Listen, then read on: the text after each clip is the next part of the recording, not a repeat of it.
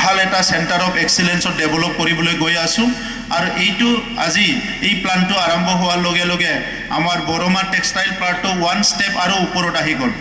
ইয়াৰ পিছত যিখিনি অলৰেডি লাগি আছে এইখিনি আমি সব ৰিভিউ কৰিম ভালকে ইনষ্টল কৰিম আৰু ইয়াত ভাল ট্ৰেনিং সেন্টাৰও এটা হ'ব পাৰে मोजां मोनसे ट्रेनिं सेन्टारबो जानो हायो जों बे नोजोरखौ होगासिनो दङ आं रायजो राजा बयनिसिमबो साबायखर